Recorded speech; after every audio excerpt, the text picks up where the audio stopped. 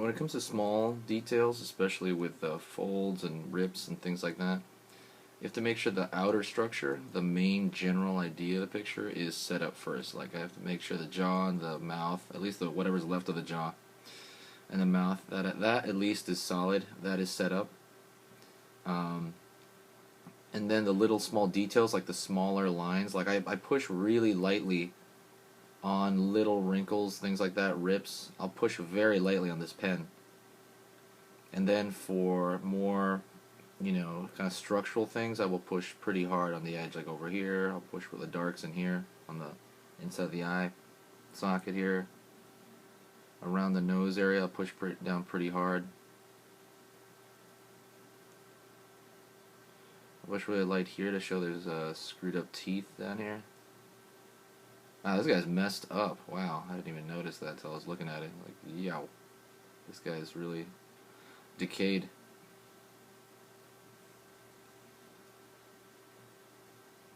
It's more or less a skull. I mean, it's a really jacked up corpse skull. His neck, I'm gonna make his neck a little skinnier, like that's brought it away too.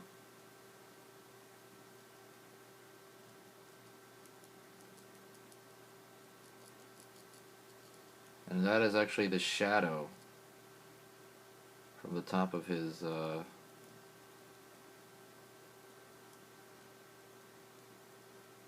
from his chin. His chin's casting a shadow down. I'm trying not to make it look like a beard. The only way to do that is to make it this a little darker. The chin itself a little darker, and it'll make it look like the chin's coming in front of that shape as opposed to that shape coming out of the chin. A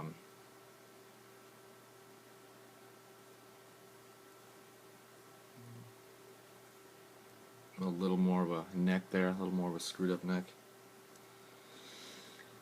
And you could probably leave a sketch like that if it's just a sketch. Let me see.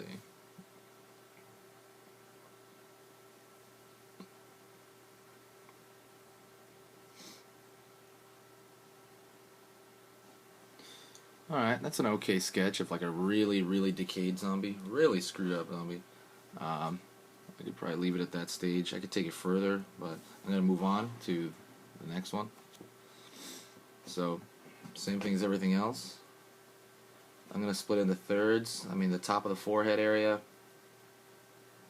Usually, the top of the forehead area, what I mean is where your hairline begins. It's around that area.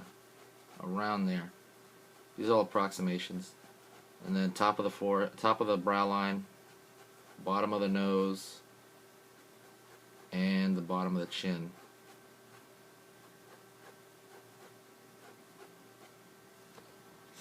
I'm going to put a center line. I do this for everything. Center line. That's just to keep things mildly symmetrical. Alright, now I'm going to have to think of one. Think of a different kind of zombie. Maybe I'm going to be probably one that's a little let me see. I'm actually kind of brainstorming as I'm doing this, so this is a good thing to watch. Let's see. Trying to make the eyes not quite like his and not like his, so I'm gonna make him a little more. He's already angry up there, but I'm gonna make this one's really, really angry.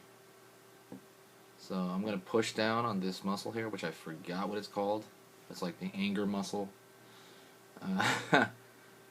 You know, where your eyes furrow down. I'm gonna really push it hard on this one.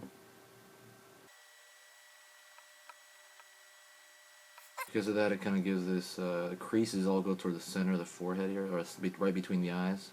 I forget what these muscles were called, unfortunately. I do know how to draw them, though. And honestly, you don't really need to remember names as long as you can remember them visually. You got that visual memory in there. I'm just making excuses for me not knowing it. I know this is the frontalis right here. I know that.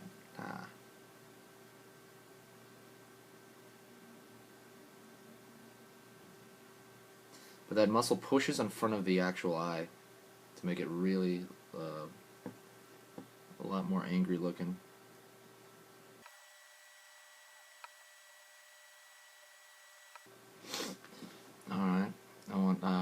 they're gonna have pretty normal eyes now. This particular one's gonna have both his eyes. I know the other one has screwed up eye. The other one had no eyes. This one's gonna have both eyes decently intact.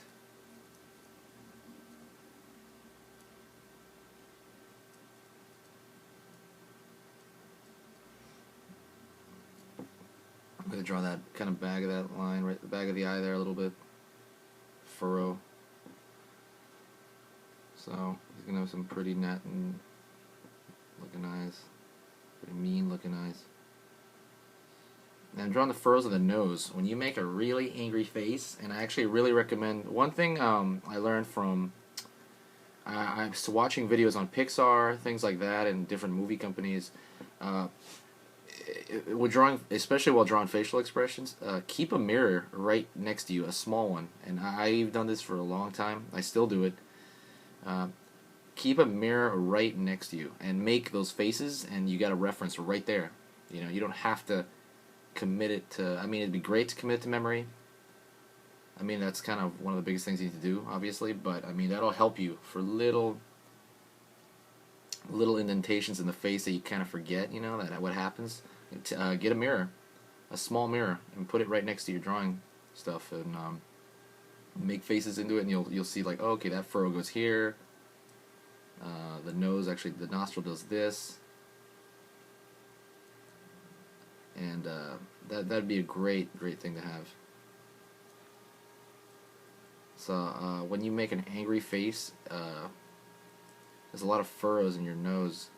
Here, the muscles all kind of compress and make you look angry. Fall around the nostril. His nostril's gonna have some pretty big. He's gonna have a pretty wide nose.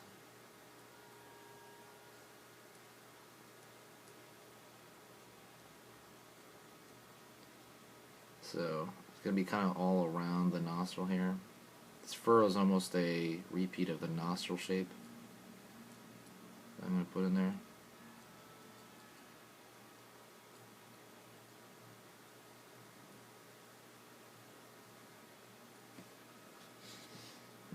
I'm gonna have to lengthen this.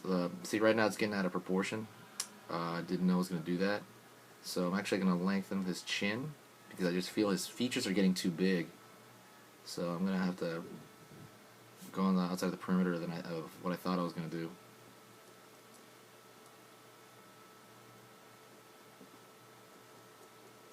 And draw that laugh line, side of the mouth, furrow of the mouth.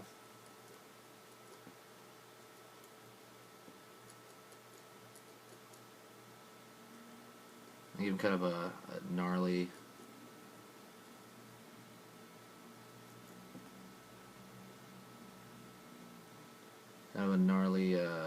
like he's kind of almost roaring kind of thing going from one side. While one side of his mouth to be a lot more open than the other. He's going to be not so decayed, nowhere near as decayed as the other two guys.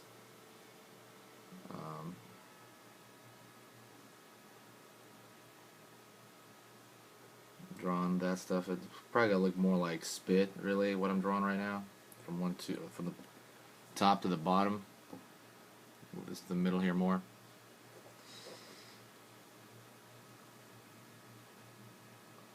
And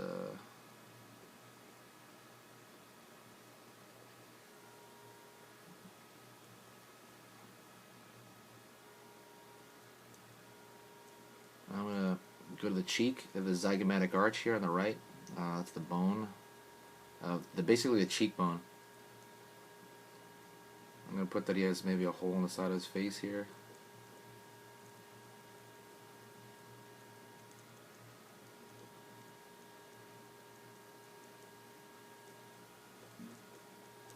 Put little striations in there to make it seem like it exposes the muscle.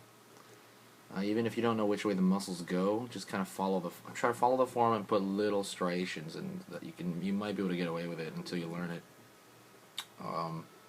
Same goes for me. It's pretty hard to remember some of these, but if you want to cheat it, that's a way to cheat it. Going back to the mouth.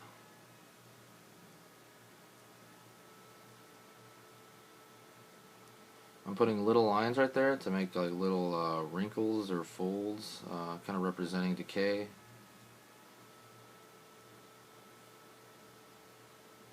He's gonna be.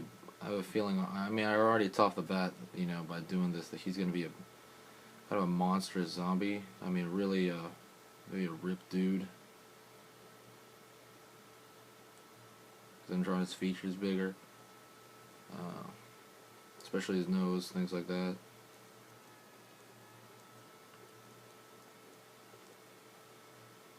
It's gonna be more like a Solomon Grundy kind of thing.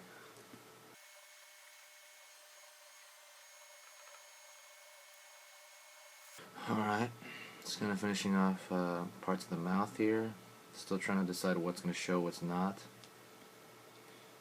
Um,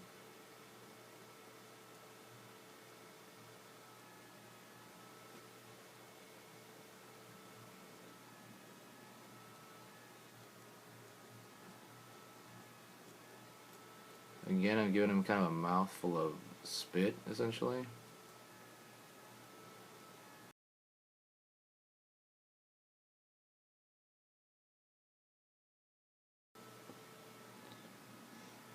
Alright.